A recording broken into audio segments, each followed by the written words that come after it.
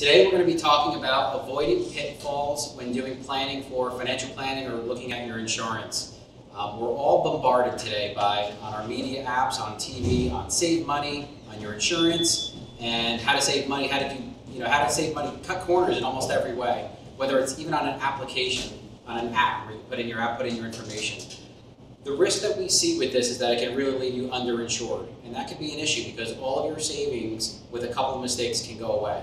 So today, Tom and I wanted to talk a little bit about, from the insurance standpoint and the financial planning standpoint, why it's really a great idea to work with a financial planning team or insurance professional, and some of the pitfalls that other folks unfortunately make, and sometimes unknowingly, and how you can avoid them as you go forward and try to insure your life, your family, your business, your home, your property. Yep. So with that, the basis is, if you own a home, auto, boat, recreational vehicles, you can cause damage to someone or someone else's property and be part of a lawsuit and a judgment against you. That judgment against you can be attached to your assets, your savings, your weekly paycheck. And the best way to protect that is have the primary coverage on all those assets. And then for maybe $400 to $500 a year, you can have another $1 million umbrella on top of all that to make sure if some sort of tragedy like that happened, where a judgment goes against you for over $500,000, you don't really have to worry. There was an incident around here a couple weeks ago where a young driver had 3 friends in the car, and he wound up being killed because of the accident. And that's beyond a tragedy, it's unimaginable. But those other 3 drivers, they're hurt, and their families are going to look for compensation. So that original family, they don't need further trauma, yes. But they need the protection. Hopefully they have it so that it can at least make everyone move on more quickly. And then if you don't have the proper coverage, it could affect your personal assets, cash, your nest egg that Chuck will help you protect and grow for retirement. Yeah, so when we talk a lot about financial planning, so often a lot of new clients come to us, and it's so exciting to talk about the investments, maybe not this year, but most years, right? And we go right into investments, dividends, growth, whatever it might be. And we talk a little bit about risk management in your portfolio, but risk management plays a much bigger role in your life. And I just want to remind everyone that, again, work with multiple professionals, and when you're surrounded by the right professionals when they coordinate with other folks in your life. I think I'm a true believer in that, because you can't be an expert at everything. When you think about risk, it's not just in your portfolio. It could be, property risk, right? What's happening on your property, or unfortunately in your home when you're on the road if you get in an accident. It could be healthcare, right? Are you taking advantage of your workplace benefits, or do you not have workplace benefits and have to get them? Because, as you know, even a small surgery right now can really put a dent into your savings, or beyond that. It could be estate planning. It could be something in your business. It could be cash management. And one thing we talk to a lot of our clients as they age too is long-term care, right? Because, do you have assets to pay for long-term care, or do you maybe need some insurance with that?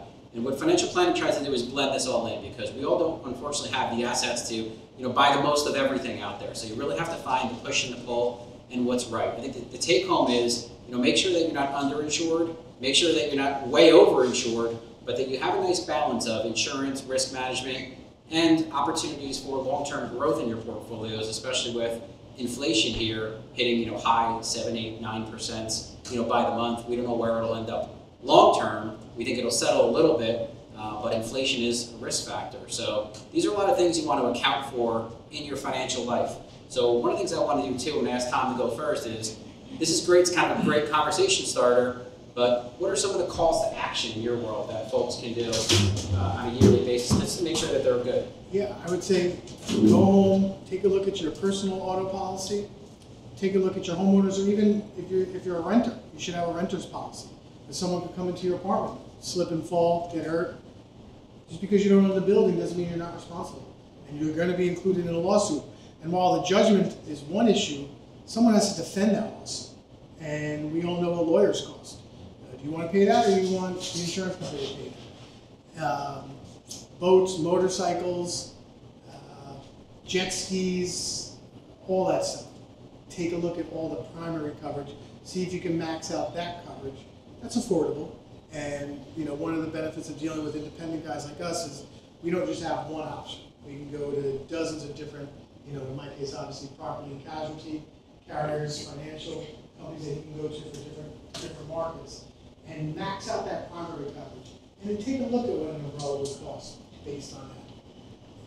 Average, I've seen $300–400 a year for another $1 million of coverage. And if there's some sort of traumatic experience or tragedy, it's just one less thing to worry about. That's just take a look. Yeah, and the calls to action in our world, in the financial planning world, it really comes from a couple main places. We're so used to getting electronic statements and getting notifications. Even just once a year, I suggest download your entire statement. Look at your whole tax return. Look at your bank, because you can see what you've spent money on. You say, okay, cool, I've been spending money on my life insurance, I see rent, I see this, I see mortgage. Take stock of what you own. If you look at that bigger picture, when you actually open your statements, if you do that maybe around tax time or end of the year when you're signing up for your workplace benefits, you can start to just one thing at a time. What's the easiest next thing that you can do to either progress, where you want to be in your savings, or protect yourself in that matter? Chuck, is this a service you offer? If I print all this stuff out, can I come in and meet with you and then you can help me go through it? Because I'll be honest, I look at a lot of this stuff and I'm like, it's Greek.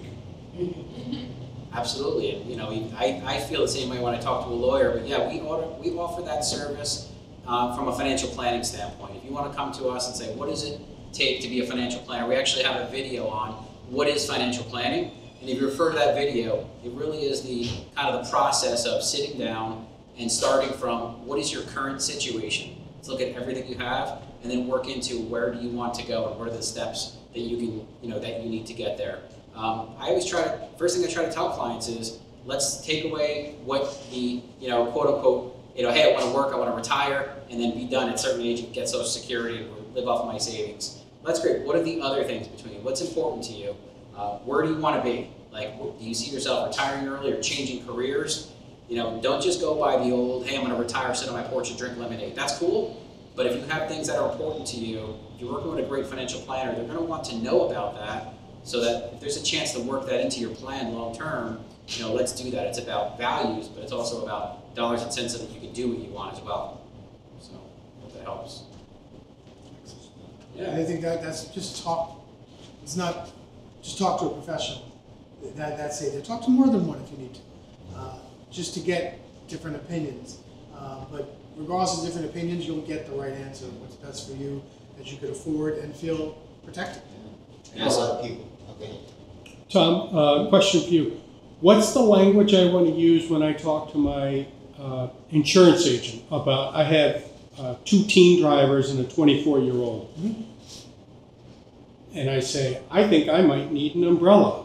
What exactly do I want to say to them, and what amount of money should I be thinking? That's exactly what you said right there. Ask them, what are my bodily injury and property damage coverages right now? Can I max those out? What would that cost me? Because let's face it, that's the bottom line to everything nowadays. What's it going to cost me? And then if I max it out, can I add an umbrella to that? All right. And the umbrella is also going to go over your home, apartment. It's going to ask you about boats. Umbrella is not just for one product. It's for all the products that are in your name. Business assets is a different conversation. It's what's under your personal name. That could be attached. That's why you have to talk. I firmly believe you need to surround yourself, whether you're a business owner or not, you need to surround yourself with professionals from different walks of life. The one thing that I like about being in the insurance business is that I talk to people from different businesses and I get an idea what it is about real estate, manufacturing, wholesaling, restaurant businesses, and I get ideas from all those guys. And obviously I talk to mortgage brokers and attorneys, and it helps me protect who I am and know who I can go to if I have a question. Yeah, so thank you all. We'll still go with Q&A, but I just want to thank you for your time, and we'll keep this rolling. But this was fun. Appreciate it. Want to go to a more informal Q&A?